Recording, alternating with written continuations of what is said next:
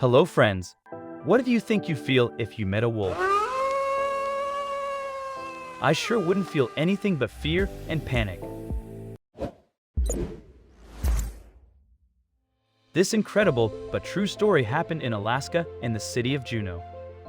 One evening in 2003, Nick Johns, a wildlife photographer, was out in his backyard with his Labrador Dakota when he noticed a black wolf nearby who just stood there staring at Nick.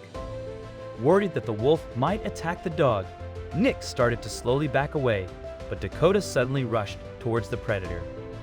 Can you imagine the owner's surprise when instead of a fierce fight, he saw his Labrador and a wolf from the forest began to run around and play together?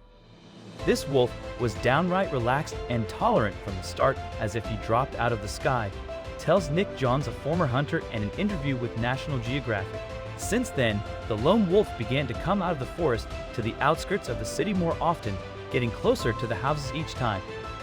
At first, there was no unequivocal opinion among the residents about the unusual behavior of the animal. Many hesitated between the curiosity and desire to get to know the wolf better and the natural instinct of self-preservation. After all, wolves are typical predators.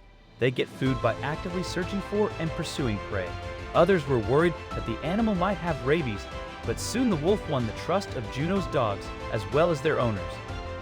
It was obvious that this animal wasn't going to hunt. It seemed that the wolf got separated from the pack for some reason and just wanted to socialize. Nick's wife was the first one to call the wolf Romeo, having seen the familiar silhouette near the house. She said to her husband, "That's Romeo here again." The name stuck to the black wolf, but Romeo wasn't only attracted to his Juliet, Dakota the Labrador. He flirted with other dogs as well, tells Nick. But of course, he had his favorites. For Nick, his interaction with Romeo was first of all an opportunity to understand him, after which Nick tried to gain the wolf's trust. In the end, Nick's family got so attached to the animal that they tried to keep an eye on them when possible.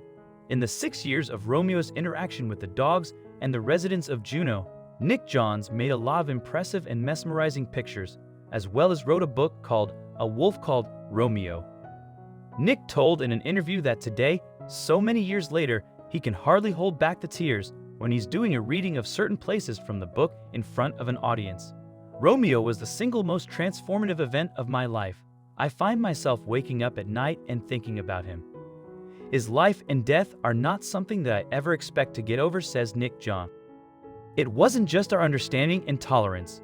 It was the combination of his and ours and the dogs. We were these three species working out how to get along harmoniously, and we did, he adds. According to Nick, many of the local residents were so fascinated by this kind of predator that they wanted to get closer to him. But Romeo was very sensitive about his personal space. He typically wouldn't allow strangers to come closer than 100 yards. However, if it were people or dogs that he already knew, he would allow them to come as close as an arm's length. There were a number of times when I could have reached out and brushed my hand along his back as he went by, but I never did, Nick remembers. For 6 years, Romeo was an unofficial symbol of the city, the residents' pet, but one day he stopped coming to the frozen lake. It turned out that he was illegally shot.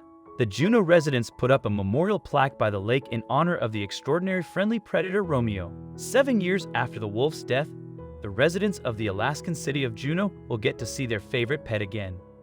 An educational exhibit dedicated to the legendary Romeo will be completed in the Mendenhall Center by the end of December. The exhibition is organized by Nick John, the first person to notice the unusual predator back in 2003. The wild animal from this moody story teaches us to live in peace and harmony, and also not to violate someone's personal space. Do you agree? Like our video if you do, and we'll see you next time.